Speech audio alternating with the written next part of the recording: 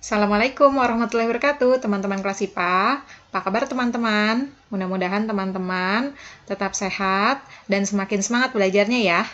Walaupun proses pembelajaran dilakukan di rumah, mudah-mudahan teman-teman tetap bisa mengisi kegiatan di rumah dengan kegiatan bermanfaat. Salah satunya adalah belajar mempersiapkan ujian nasionalnya. Oke, teman-teman, kali ini kita akan melakukan bedah kisi-kisi UN, ya. Kisi-kisi UN IPA tahun 2020. Oke. Jadi bedah ini akan dibagi dalam beberapa part ya. Tapi saya akan mencoba seimbang. Jadi part kali ini akan membahas fisika, walaupun hanya bisa membahas beberapa part karena benar-benar ingin saya bedah. Jadi ada banyak latihan soalnya. Kemudian nanti di part berikutnya akan diselingi dengan biologi, di part berikutnya lagi kimia, dan seterusnya. Oke, kali ini part pertama kita akan bahas fisika dulu, ya. Tidak terlalu banyak, tapi mudah-mudahan ada sedikit gambaran. Sebelum dimulai, kita buka dulu dengan basmalah ya. Bismillahirrahmanirrahim. Oke, kisi-kisi yang pertama adalah tentang besaran. Oke, jadi di besaran ini ada kemungkinan yang keluar adalah pertanyaan tentang besaran pokok ataupun besaran turunan. Nah, biasanya yang ditanyakan besaran pokok dengan satuan SI-nya dan begitu pula dengan besaran turunan dengan satuan sistem internasionalnya. Kadang pula ditanyakan beserta alat ukurnya, gitu ya. Nah, kita akan cek dari besaran dulu ya. Oke. Ini model soal pertama, sorry, ini bukan bagian dari soal ya, tapi ini adalah bagian dari pembahasan sebenarnya, tapi sudah muncul duluan. Oke, jadi yang termasuk besaran turunan dengan satuan SI, yang ditanya ini besaran turunan, gitu ya. Oke, kita cek dulu sebelumnya. Jadi besaran itu dibagi jadi dua, besaran pokok dan besaran turunan. Nah, besaran pokok itu cuma ada 7, sementara besaran turunan adalah sisanya. Kenapa sisanya? Karena besaran turunan itu banyak. Dia besaran yang diturunkan dari besaran pokok, atau besaran turunan itu adalah gabungan dari beberapa besaran pokok. Nah, jadi yang perlu kita ingat besaran pokoknya aja, berarti sisanya dari 7 ini pasti adalah besaran turunan. Itu ya. Nah, besaran pokok, supaya memudahkan kita mengingat, ini disingkat menjadi sampai jua. Oke, S-nya adalah suhu, yang satuan SI-nya adalah Kelvin, A-nya adalah arus listrik, satuannya ampere, M itu massa, satuannya kilogram, Pa itu adalah panjang, satuannya meter, I adalah intensitas cahaya, satuannya kandela, kemudian Ju adalah jumlah zat, satuannya mol, dan Wa kira-kira adalah, betul ya, waktu, satuannya second atau detik. Oke, jadi kita langsung cek ya. Nomor 1, berat, kilogram. Nah, ini salah ya, karena kilogram ini adalah satuan miliknya massa. Jadi berat bukan kilogram. Walaupun kalau kamu sering misalkan nimbang berat badan kamu, terus kamu bilang, oh ini berat badan saya adalah 60 kg. Nah, itu adalah kesalahan kita sebagai orang awam, tuh ya. Jadi berat itu sesungguhnya adalah massa dikali gravitasi. Gravitasi siapa? Gravitasi, karena kita tinggal di bumi, maka gravitasinya adalah gravitasi bumi. Maka berat sesungguhnya karena massa dikali gravitasi. Jadi kalau besok-besok kamu ditanya berapa berat badan kamu adalah massa tubuh kamu yang ditimbang tadi, misalkan 50 kg. Kemudian kamu kalikan dengan gravitasi yang ada di bumi, yaitu kurang lebih 10 meter per second kuadrat. Tuh ya. Jadi berapa tuh kira-kira? Banyak ya, ratusan. Oke, sekarang balik lagi, berarti ini salah ya. Bukan kilogram, tapi satuan yang benar adalah di sini, Newton. Sudah tertulis, sudah saya munculkan duluan. Waktu, second, ini salah ya, karena waktu tadi adalah besaran pokok, berarti otomatis jawabannya adalah sisanya 3, 4, dan 5 ya. Jadi yang D. Oke, kita cek luas meter persegi betul ya, kecepatan meter per second betul, gaya adalah Newton, betul ya. Jadi berat sama gaya satuannya ya memang sama, karena memang sama ya, gaya itu juga bisa diperoleh dari massa dikali gravitasi. Atau kalau di bagian gerak dan gaya atau hukum Newton, nah itu beda lagi nanti. Gayanya adalah F itu sama dengan massa dikali percepatan. Itu ya. Oke. Ini mudah, kita next. Ini Helmi dibelikan ibu sebuah kasur spring bed dengan spesifikasi sebagai berikut. Besaran pokok. Nah, ini ada soal model yang, ini soalnya soal yang ditanya besaran, tapi dia ada sedikit kisahnya, ada sedikit ceritanya ya. Tapi mau intinya sama. Nah, yang ditanya adalah besaran pokok yang benar. Oke, kita cek. Panjang 2 meter, betul ya. Massa 20 kg, betul. Ini dia tulis massa, bukan tulis berat ya. Jadi ini betul. 1, 2, betul. Volume, besaran pokok, bukan ya. Volume adalah besaran turunan, bukan bagian tadi. Di 7 yang tadi, ya. Waktu garansi 3 tahun. Waktu 3 tahun, waktu betul besaran pokok ya. Satuannya 3 tahun, betul. Dia tidak meminta kita untuk menemukan satuan sistem internasionalnya. Jadi 3 tahun boleh nih. 1, 2, 4. Ada nggak? Nggak ada. Tapi berarti kita cek. Mungkin ada lain yang benar. Luas 20.000. Bukan ya. Luas itu adalah, lihat satuannya di sini, sentimeter. Bukan kubik ini ya, saya rasa ini salah nulis. Harusnya kalau luas satuannya adalah sentimeter persegi. Luas itu bukan bagian dari besaran pokok, tapi besaran turunan. Jadi bukan. Tebal, sentimeter. Tebal tadi ada? Nggak ada kayaknya, tapi tebal itu bagian dari panjang. Ya, jadi besaran panjang itu yang setipe panjang, yang satuannya meter, sentimeter, itu seperti jarak, tebal, tinggi, kemudian lebar, nah, atau diameter, bahkan keliling, itu masuk dari panjang. Jadi jawabannya 1, 2, dan 6. Oke? Next, kita ke soal berikutnya. Nah, ini model soal tahun lalu seperti ini. Besaran yang ditanya modelnya seperti ini. Jadi kalau yang sebelumnya itu adalah tahun-tahun sebelumnya lagi ya, 2017, 2018 gitu. Nah, yang ini model tahun 2019 seperti ini. Besaran yang diturunkan dari besaran panjang dan waktu. Tuh, jadi dia memodifikasi nih. Artinya kamu sebelum tahu turunannya, kamu harus tahu pokoknya. Nah, kata kuncinya ada di panjang dan waktu. Nah, yang perlu kamu ingat adalah satuannya aja ya. Jadi panjang, satuannya kan meter, waktu satuannya second. Yang serupa dengan itu, satuan panjang bisa sentimeter, bisa kilometer, waktu juga sama ya, second, detik, jam. Oke, jadi kita tinggal lihat di satuan sini yang mana yang menggabungkan si satuan dari panjang dan waktu. Oke, jadi sebenarnya nggak tahu yang sebelah sini pun kamu nggak hafal, nggak apa-apa, lihat satuannya. Kecepatan kilometer per jam.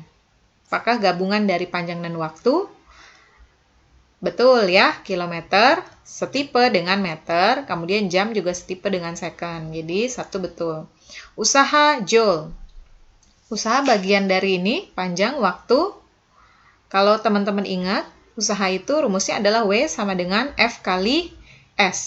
Nah, F itu tadi adalah gabungan dengan gravitasi juga atau percepatan ya. Jadi ini dia ada massa kan, F itu rumusnya M kali A atau M kali G. Jadi ada massanya ya. Jadi bukan. Oke. 2 bukan. Salah ya. Jadi jawabannya langsung ketahuan ya, 4 dan 1 karena kecepatan sama percepatan sama ya. Ini lihat gabungan dari meter dan second. Oke. Gampang, kita lanjut ke pengukuran. Kalau tadi besaran, sekarang bicara tentang pengukuran. Oke. Oke, di pengukuran ini ada 4 kemungkinan alat ukur yang akan keluar. Jadi pengukuran itu kan ada menggunakan beberapa alat ukur. Nah, ya yang kemungkinan besarnya keluar adalah di antara 4 ini, yaitu pengukuran volume dengan alat ukurnya gelas ukur, pengukuran panjang dengan alat ukurnya penggaris atau mistar, pengukuran massa dengan alat ukur neraca, dan pengukuran waktu dengan alat ukur stopwatch. Ya, stopwatch yang manual, nggak digital.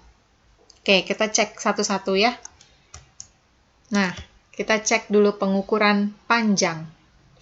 Sebuah mistar digunakan untuk mengukur panjang beberapa pensil seperti gambar di bawah ini.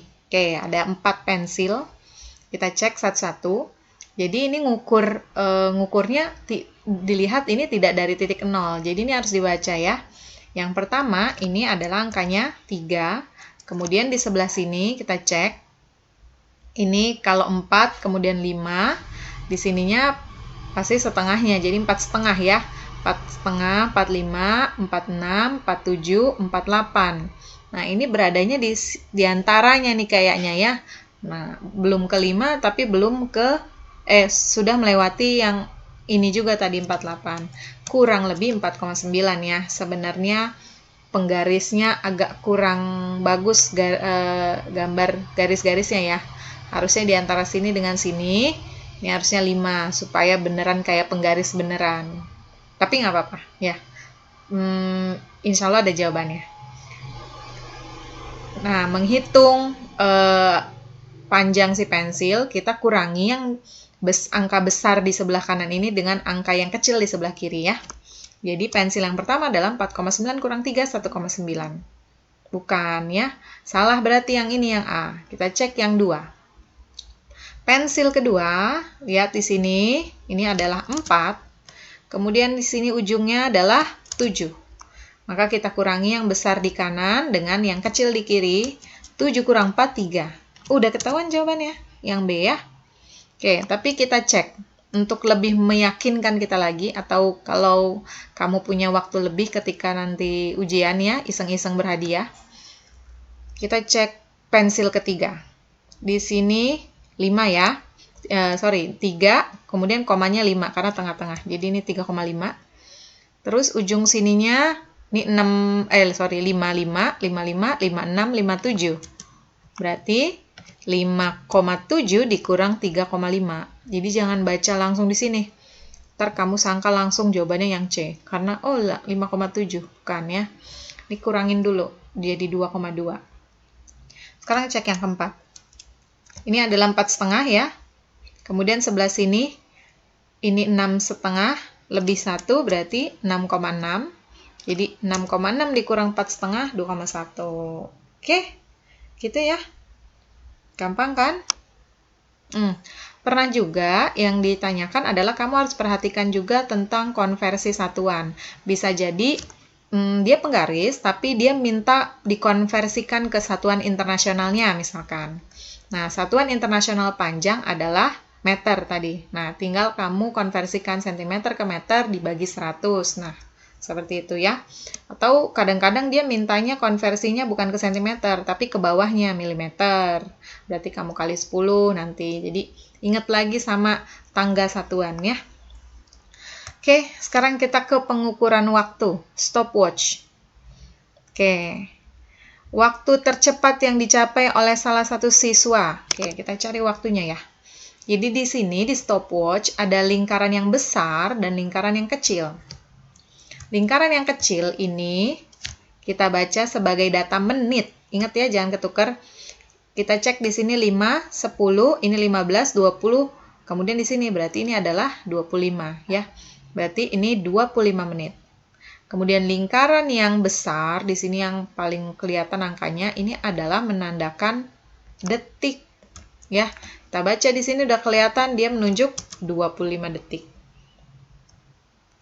Ternyata opsinya minta kita merubah atau mengkonversikan semua satuan jadi detik ya, jadi second. Oke, kita rubah.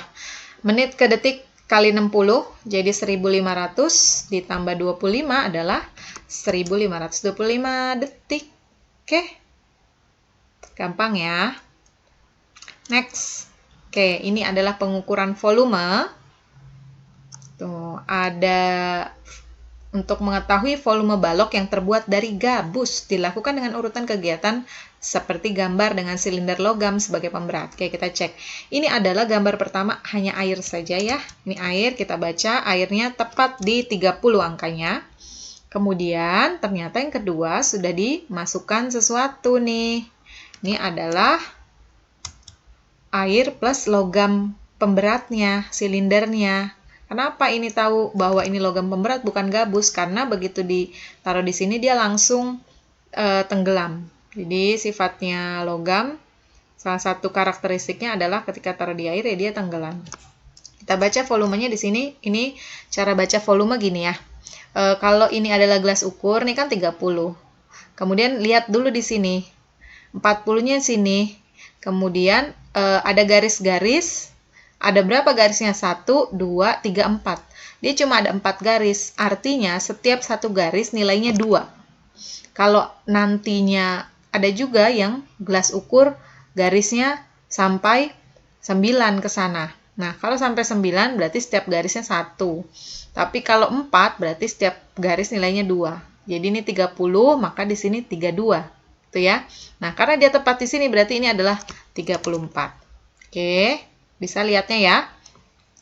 Nah, yang ketiga, baru ini adalah air logam dan gabusnya. Tuh, oh kenapa gabusnya tengah-tengah? Karena tadi kamu harus teliti lagi bacanya. Dia dirangkai dengan silinder logam sebagai pemberat. Ini lihat, ada ikatan talinya di sini. Ya, jadi dia diikatkan dengan ini. Nah, volumenya kita baca seperti tadi, 40-nya di sini. Dia lebih satu garis, berarti tadi satu garis nilainya 2. Jadi ini adalah 42. Maka volume gabusnya, kita lihat, kita tinggal mengurangkan angka di sini dengan di sini. Ya. Jadi volume gabus adalah volume 3 dikurang volume 2. 42 dikurang 34 adalah 8 ml. Oke, jadi ternyata ini nggak kepake ya. Tuh, hanya untuk intermezzo saja. Oke, jadi kalau sambil dibayangkan air tambah logam tambah gabus dikurang air tambah logam, ini kan habis ya. Tinggal gabusnya aja. Jadi gabusnya aja ada 8 ml. Oke. Satu lagi yang ini adalah dia meminta kita untuk mengubahnya jadi satuan sistem internasional. Oke, ini salah satu contoh ya. Ini adalah airnya saja. Kelihatan ini 20. Kemudian yang ini, nah 10, 20, 30, 40. Ini tebal, berarti di sini adalah 50 ya. Maka volume batunya adalah 50 kurang 20, 30 ml. Tapi dia minta kita ingat sistem internasional. Nah, volume satuan internasionalnya adalah, karena dia turunan dari panjang, meter, maka volume satuan internasionalnya meter kubik. Sesuai sama di sini semua satuannya meter kubik ya. Oke, jadi gimana konversinya? Setiap 1 ml itu adalah 0,000001. Lihat di belakang koma, nolnya ada 5 plus 1 di sini. Jadi ada 6 angka di belakang koma ya. Meter kubik. Ini udah ketahuan nih apa yang dicoret. Oke, tapi nggak apa-apa ya. Kita cek. Berarti volume batu adalah 30 dikali angka di sini. Nah, kalau puluhan dikali sama koma, ini bisa coret 1 ya. Dia sejajar, bisa coret 1. Coret di sini. Jadi nolnya tinggal di belakang koma ada 1, 2, 3, 4. Maka kita tinggal salin. 1, 2, 3, 4. Kemudian 3 dikali 1 adalah 3. Jadi 0,00003. Jawabannya yang C. Oke? Bisa ya? Next. Nah, ini adalah pengukuran massa. Agar neraca seimbang, apa yang harus dilakukan? Oke, seimbang itu prinsipnya kiri sama kanan sama. Jadi kita cek yang kiri. 1200 tambah 100, ini 1300. Yang kanan, 1 kg ditambah 500 ditambah 250, jadi 1750 gram. Oke, 1 kilogramnya rubah ke gram ya, supaya sama semua satuannya. Jadi beberapa pengukuran itu menuntut kita melakukan konversi secara nggak langsung ya. Nah, Yang harus dilakukan kita cek satu-satu. Menambah beban 2 dan 3 di piring X. Oke. Kalau 2 sama 3 ditambahkan, maka X jadi yang tadinya 1.300 kita tambah 500 tambah 200, jadi totalnya 2.000. Malah nggak sama ya, ini jadi berat ke sini. Salah. Oke, yang ini salah.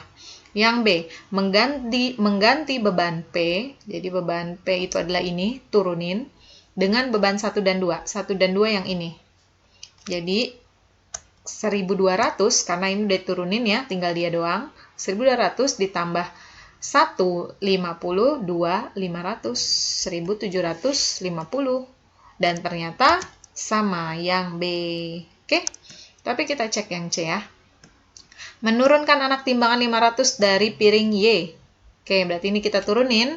Berarti Y menjadi 1.750 kurang 500. Jadi malah makin entengan yang ini ya, ringanan yang ini. Yang D, menambahkan beban 2 di piring X. Oke, di piring X tambahin 2. Jadi yang tadinya 1.300 ditambah 500, 1.800. Oke, jadi kita makin yakin jawabannya ternyata benar yang B. Oke, next. Suhu dan pemuaian. Oke, sekarang kita ke suhu dan pemuaian. Jadi pada suhu dan pemuaian, ini di suhu dan pemuaian ini ada dua kemungkinan, yaitu di bagian keping bimetal ya, dan menghitung perubahan suhu. Oke, kita langsung cek. Ini adalah keping bimetal. Berdasarkan data pada gambar, koefisien muai logam PQRS yang logis. Oke, prinsip dari keping bimetal adalah semakin besar koefisien muai, maka logam itu juga akan semakin besar panjangnya. Ya, semakin akan bertambah panjang. Karena definisinya koefisien muai adalah setiap kenaikan 1 derajat, dia akan bertambah panjang sebesar angka koefisien itu. Tuh ya, jadi setiap kenaikan berapa, dia akan bertambah berapa. Artinya berarti kalau kita mau cari koefisien muai yang paling besar, maka itu adalah panjang yang paling besar pula. Oke, ini udah langsung kecoret ya. Ini langsung kecoret. Oke, langsung kecoret. Tawan dong jawabannya ya. Oke, tapi nggak apa-apa kita bahas. Ini udah langsung muncul, padahal harusnya belum muncul ya. Oke, kita urutkan dari yang pendek ke panjang. Kita lihat gambarnya sesuai dipanaskan. Yang paling pendek ke sebelah sini ya, R. Kemudian kedua urutannya S. Yang ketiga adalah P, dan yang keempat adalah Q. Kita cek satu-satu. Yang A. Yang A harusnya R-nya paling pendek, 15. Tapi yang paling pendek di sini S, 12. Salah, makanya ini salah dicoret ya. Bukan yang A. Yang B, kita cek. Ini nggak ada yang dicoret, berarti benar ya jawabannya. Tapi kita cek. Yang R 14. Yang S 18. 14, 18, betul urutannya ya. P, 2. Loh, kok 2? Kecil dong. Nah, ini harus teliti. 2 ini adalah, kalau teman-teman tambahkan angka di sini jadi 20. Itu ya, 0,0. Atau kamu lihat di sini, ini angka depannya aja udah 2. Ini angka depannya di sini 1. Berarti kan memang lebih kecil yang sebelah sini, yang 1 ini dibanding yang 2. Jadi, si 18 ini lebih kecil daripada 0,0002. Jadi, jangan dilihat angka 18-nya, tapi karena ini adalah 0, tuh ya. Jadi, jawabannya yang B. Oke, ya, kita cek yang C, salahnya di mana? R itu paling, R-nya 15, S-nya 17, betul urutannya. P 23. Q-nya salah, harusnya Q itu yang paling panjang. Ya, ini salah di sini. Yang R paling pendek, 17. S lebih kecil lagi, salah berarti ya. Jadi jawabannya betul yang B. Oke, next.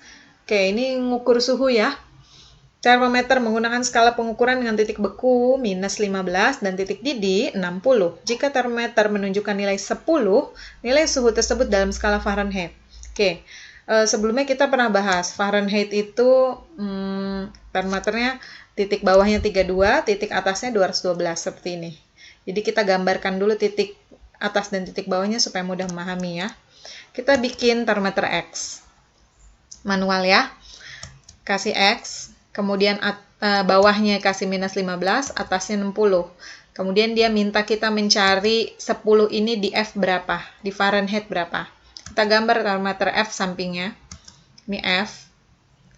Titik bawahnya kita udah tahu, titik atasnya dulu 212, titik bawah 32. Oke. Jadi ini caranya adalah seperti ini ya. Jadi X dikurang titik beku X, ini nilai X yang di sini, X di sini ya, berarti 10 dikurang titik bekunya minus 15 per titik didih X, yaitu 60 dikurang titik beku X.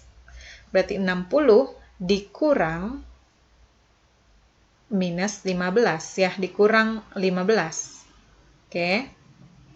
Minus 15 kurang ya, ini salah sedikit nih di sini ya. Kemudian F, yaitu F-nya di sini yang ini, yang mau kita temukan, dikurang 32 titik bekunya. Kemudian titik didihnya adalah 212, dikurang 32. Maka, 10 dikurang min 15 adalah 25. 60, ini min tadi ya, sorry lihat di sini. Ini salah ketik. Ini min harusnya, min minus 15 gitu ya. Sama seperti di atas, harusnya min minus 15, jadi 75. Berarti sama dengan F dikurang 32 per 212 kurang 32 adalah 180. Maka F, kali silang ya, nih kali silang begini. Maka F min 32 adalah 25 kali 180 per 75. Maka F-nya ini 60, sorry ini juga tandanya salah ya, bukan sama dengan ditambah plus. Ini banyak salah ketik nih karena malam hari ya. 60 plus 32, tuh, jadi ini hasilnya 25 kali 180 per 75. Kamu boleh cek pakai kalkulator ya, adalah 60. Kemudian min 32 pindah ruas ke kanan, jadi plus, jadi positif, jadi plus 32.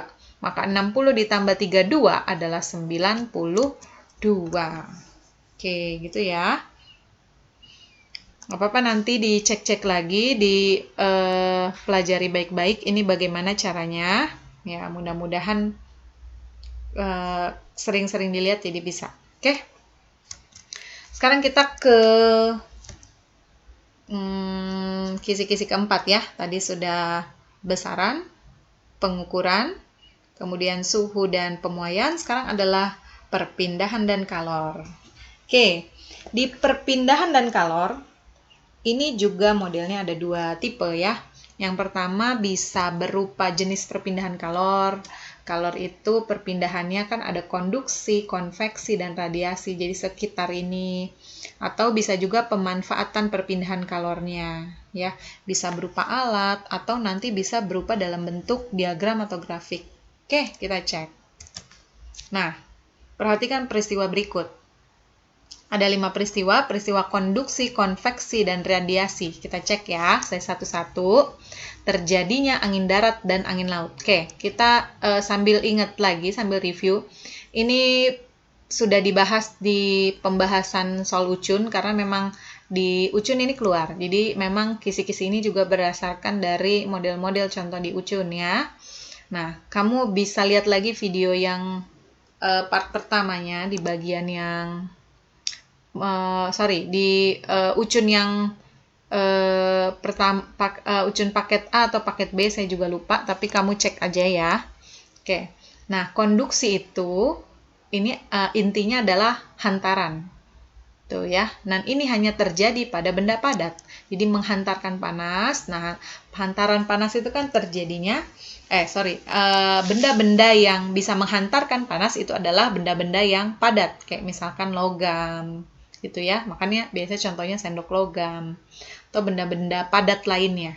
Oke, yang bisa menghantarkan panas. Tuh, konduksi dari kata kunci hantaran. Sementara konveksi ini kata kuncinya adalah aliran. Jadi dia aliran panas. Tuh, namanya aliran, dia tidak terjadi pada benda padat, tapi terjadinya pada benda cair, kan aliran. Atau bisa juga pada udara. Tuh ya, ada aliran. Aliran itu yang mengalir itu kan adalah benda cair dan benda gas. Tapi benda padat tidak mengalir. Tuh. Kemudian radiasi ini adalah pemancaran. Nah, pemancaran ini tidak memerlukan tidak memerlukan hantaran seperti di konveksi ini ya.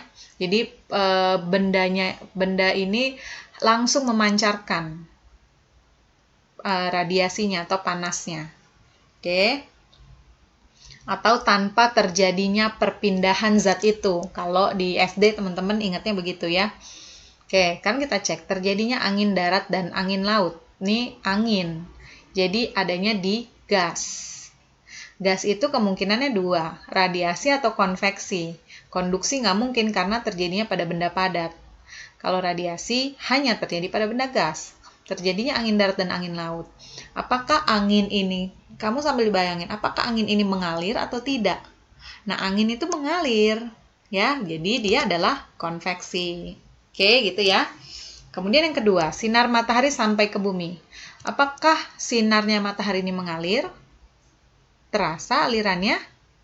Tidak. Jadi, sinar matahari ini adalah radiasi. Oke. Kemudian yang ketiga, asap sisa pembakaran bergerak melalui cerobong dapur. Asap ini juga dalam bentuk gas. Dia udah menjelaskan kata kuncinya bergerak, jadi ini mengalir, pasti konveksi. Kemudian air yang direbus, bagian bawah mengalir ke atas. Ini lebih jelas lagi kata kuncinya mengalir. Sudah pasti ini konveksi. Gelas kaca diisi air panas, bagian luar gelas kaca ikut terasa panas. Yang kena air panas adalah bagian dalam, tapi bagian luar bisa-bisanya ikut-ikutan panas. Dan gelas adalah benda padat. Satu-satunya yang benda padat, ini adalah konduksi. Jadi, jawabannya betul ya, 5, 1, dan 2. Oke. Nah, ini adalah grafik. Ini juga modelnya sama seperti di Ucun 1 dan Ucun 2. Ada yang seperti ini ya. Yang tadi juga, itu ada juga di Ucun 1 dan 2. Nanti teman-teman bisa cek-cek lagi. Oke. Pernyataan di atas yang tepat. A ke B terjadi perubahan suhu dan es mencair. Ini A ke B.